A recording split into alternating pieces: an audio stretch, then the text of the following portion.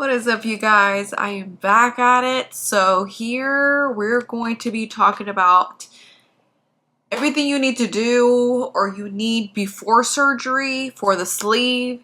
Now, if you're planning on getting anything else for weight loss, I can't help you. I can only tell you my experience as getting a sleeve and doing it in Mexico. So if you're doing it in the United States, go ahead and watch this video, but also follow whatever your doctor is telling you. Same thing if it's getting done in Mexico, and same thing as if it's getting any other surgery for weight loss or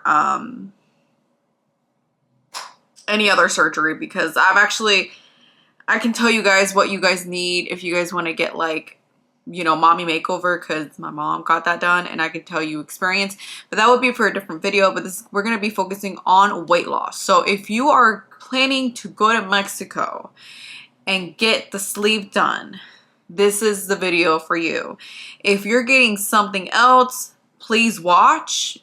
I can help with what I can, but at the end of the day, listen to your doctor and whatever group you're in and all that stuff. But I am past a month in from having the surgery. I had my surgery on Halloween, October 31st. So I already hit a month. I believe I'm in 6 months, going on to 7 this coming week. So I decided to ask my friends that I've made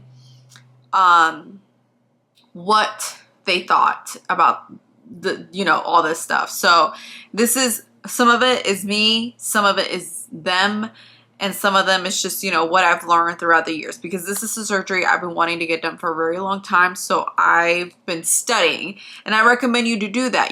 Don't just watch one video, watch multiple videos.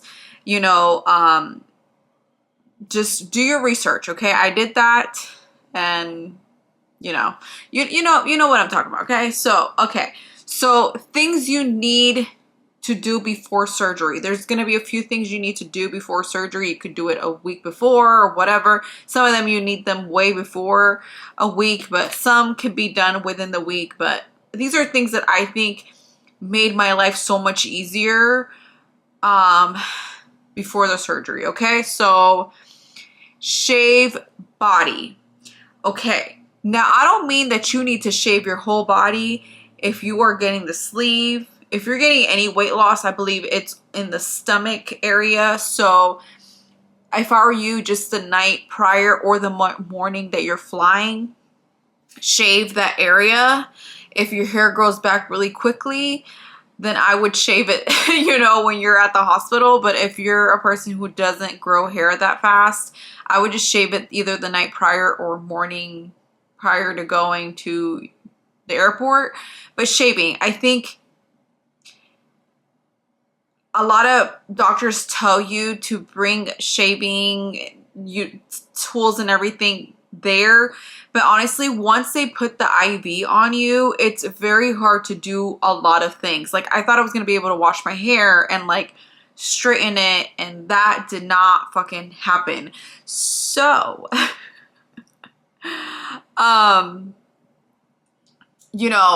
as a person who already had the surgery, I think just getting that off your list, or just when, I don't know, if you may need help, I'm just saying it was just very difficult for me with the IV. I know some people are okay with the IV. For me, it was just very difficult to do, like washing my body and all that stuff. My own personal experience, but yours could be different. Other people's could be different. I'm just giving you guys like what happened to me. Let me go back to what actually happened to me. So I have very thin, very hidden veins, and they hide very, very easily. So they put the IV on this arm first, right here, and within 24 hours my whole arm and hand were swollen. Okay, then they were trying to figure out where to put it here. It didn't work out. So then they went on this arm and the same thing happened. So it's just something that happens to me. Okay. It can happen to you. It can not happen to you. But I'm just saying, like, I guess shaving, you know, like shaving your legs, just because you are going to be fully naked for the surgery.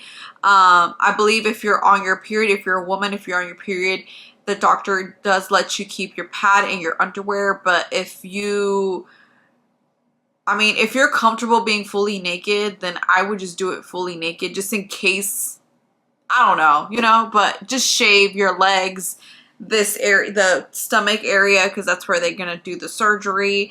And you just don't want hair, you know, it just, it creates problems. So that would be my first thing. I would just shave areas that you feel uncomfortable having hair if you're naked. Okay, now not everyone's going to see you naked. It's just going to be the doctors and, you know, the surgeons and the nurses, you know, everyone that's in the surgery room. Just, you know, I shaved my legs, my arms, my armpits, and obviously my belly. So those are just the areas that I felt uncomfortable having hair if I was going to be naked. So do your laundry. And I know a lot of people are probably not going to put this there, but the last thing you want to do is come home from surgery. And that's if you're getting it done here or in the United States or anywhere.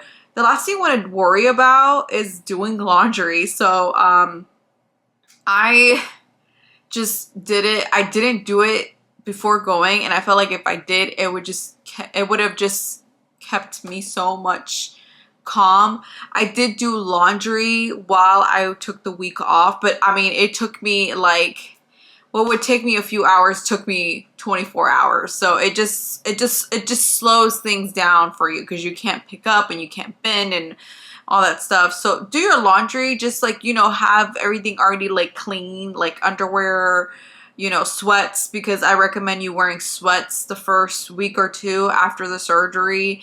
So just keep the things that you're going to be using already washed and clean and folded. So so you're good, you know, you don't have to worry about that. Okay. Take off any nail polish, gel, acrylic, gel extension, whatever you put on your nails. And that goes for your hands and your toes. I did it a week prior. I just went to the salon. They soaked everything off. Then they, you know, drilled it off. And then I just asked for a clear coat of top coat. And then like literally the night prior, I just took it off with nail polish remover. So please do that. You don't want to have these chemicals while surgery, because chemicals and chemicals and chemicals and chemicals can literally create something not good. So I recommend you not color your hair for the first week before, a week prior to getting surgery, because also the chemicals. I looked this up and they recommend that you, for any surgery, not color your hair because of the chemicals. So no fresh hair color. So if you're planning on looking all nice, do it at least 2 weeks or 3 weeks prior to the surgery. It's just going to make your life a little bit better, you know, because we don't know what reaction can happen with the hair color chemicals, with what they're injecting you and all that stuff. So just, you know, for sakes, just do everything you need to do when it comes to hair and chemical about 2 to 3 weeks before the surgery. Okay. So yeah, because mom was like, you should color your hair. And then I looked it up and I couldn't do it because I was a week, you know, away from getting surgery, and it said that like it was just, you know, the chemicals does something, you know. So just don't color your hair, and, you know, don't get anything done. You will soon be able to color your hair and do whatever you want with your nails. Okay. Clean your home. And I say this because I actually did this. I cleaned like Max's litter box, and I cleaned my room just because I knew that like I wouldn't be able to do these things for the next week or month. So I highly recommend you clean your home. I guess just the areas that you're going to be using more, like where you're going to sleep. So like what I did was the night prior is, I changed my sheets so I had clean sheets. But then my mom also like changed my sheets. So, you know, if you have a partner or whatever, if they're able to change the sheets of the bed before you get there, so just pass the vacuum and stuff like that, just so you come home to a clean area. You know, the last thing you want is an infection and all that stuff. Let me tell you, it's not fun. I've had a livid, and I mean livid tattoo infection before, and it just, I hated it. And I'm a very clean, neat person. I've also had a piercing infection, and it's just annoying. It just makes the healing process so much longer and horrible. And so just have clean sheets, have clean clothes, have clean underwear and bras or whatever, everything that's, your bathroom, make sure it's clean, make sure your shower is clean. Just make sure your area that you will be using, your kitchen and all stuff, because if it's all dirty and messed up, it's just, you're not, if you didn't want to clean it before, you're definitely not going to want to clean it after the surgery. So just do it, give yourself a list and kind of just tackle everything. Okay. Have everything ready for a surgery. So have, I'm going to go into details of like what you need to bring with you and stuff like that, but just have everything, double check everything. Because the last thing you want to do is be at the airport on time and then you realize that you fucking forgot something that you can't buy at the airport. So just make sure you have everything that you need, have someone pick you up and drop you off, whether that's Uber, whether that's a friend, whether that's your partner. Just have someone, just because it's something to not really worry about. I took the station, so my mom took me from home to the station, and then I took the train to the airport, because I'm really near to where it's like the direct train line. And then back same way. I took the train, my mom at the station, and just, having someone already there. I do recommend someone just because you're going to be a little weak. I mean, you're still going to be able to do other things, but you're just going to be weak, a little weaker. So you're going to walk slower. So just having that extra help is helpful. So just have someone pick you up and dropping you off. It's going to make your life so much easier. Dropping off is going to be easy. You can just take Uber, but getting picked up, I do recommend it be someone so just have someone ready for that. Okay. Have food ready. So this is something that a lot of people that I met over there, we did not do. Okay. So once you're done with the surgery, you're supposed to be on a week full of just liquid. Okay. So when you get out of the hospital, I was able to have breakfast, but I did not have lunch nor dinner.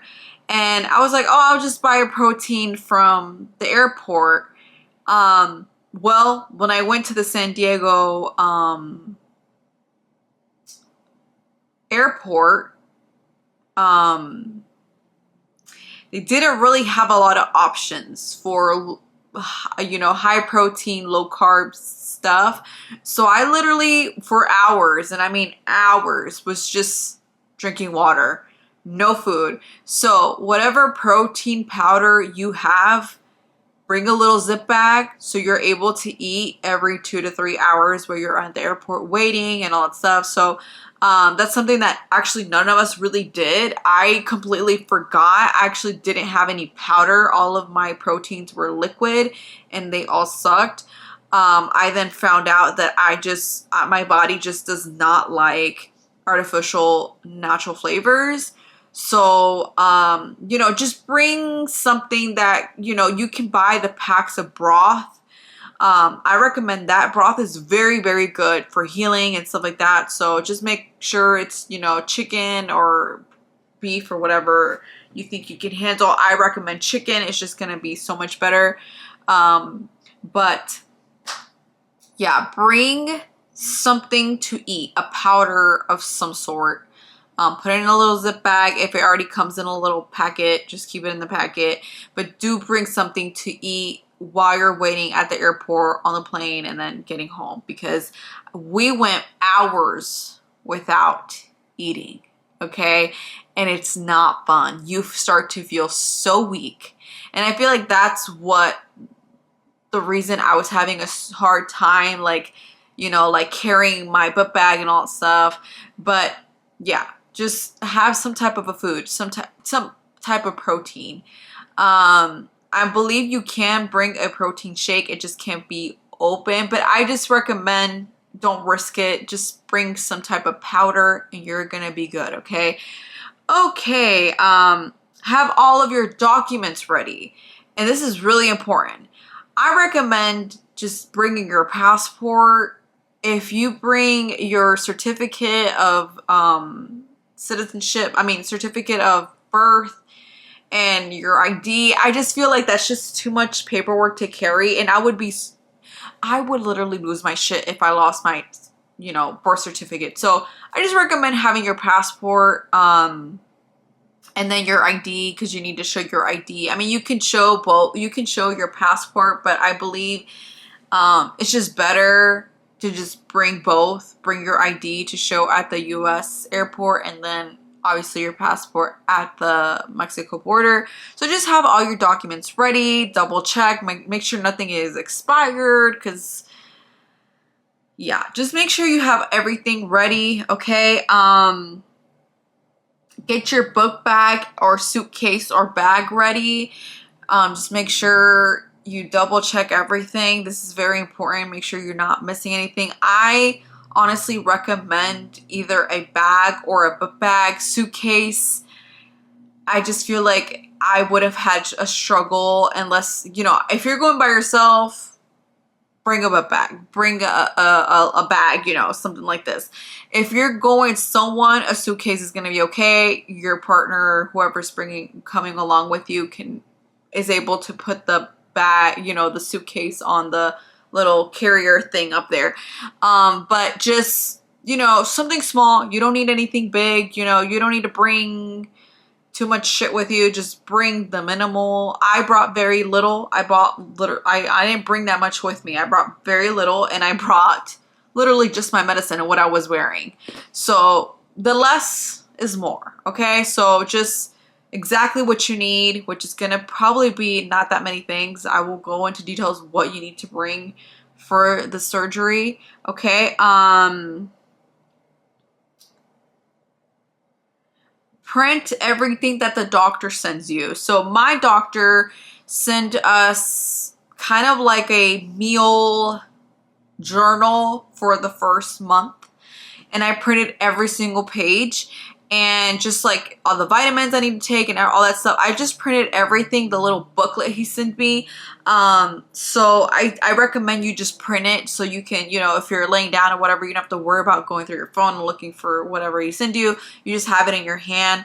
And yeah, so I think printing it is going to be just a really great way for you to kind of like just see, read, whatever you need to. You don't need to bring it with you, but just have it ready. So when you come home, it's already printed. You don't have to worry about that, right? Okay. And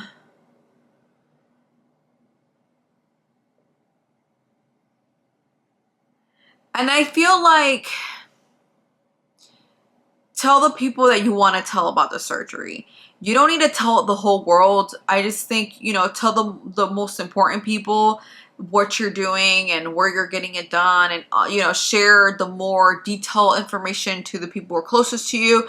And then, you know, your friends, you know, you can be like, oh, I'm getting this done, da, da, da. You can do it before or after. I told a few friends before, I told a few friends after, but just make sure if you're going by yourself like I did, you know, tell someone all the details, all the information. I gave the doctor's number to my mom, every number that I got, I gave it to my mom just in case, you know, she didn't hear from me or something, you know, she had information.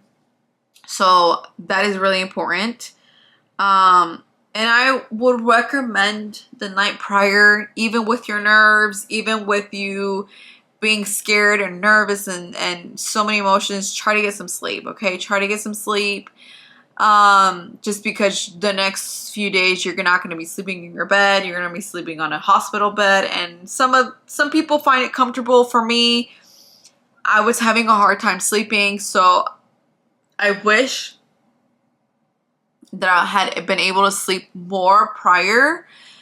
But I'm just one of those people that just takes forever to fucking fall asleep, especially when I'm like nervous or about to do something.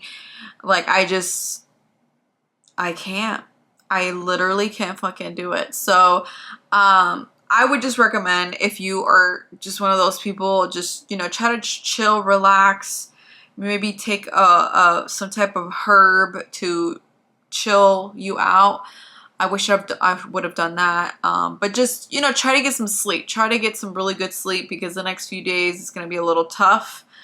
And then obviously after surgery is going to be a little bit more difficult to sleep, because like if you're a side sleeper, you're not going to be able to side sleep anymore for a while, and etc. So that is it, I believe. Yeah. For the things that you need before surgery. Obviously I'm probably missing a few things, but yeah, I hope this was helpful, and stick around for part 2. Bye.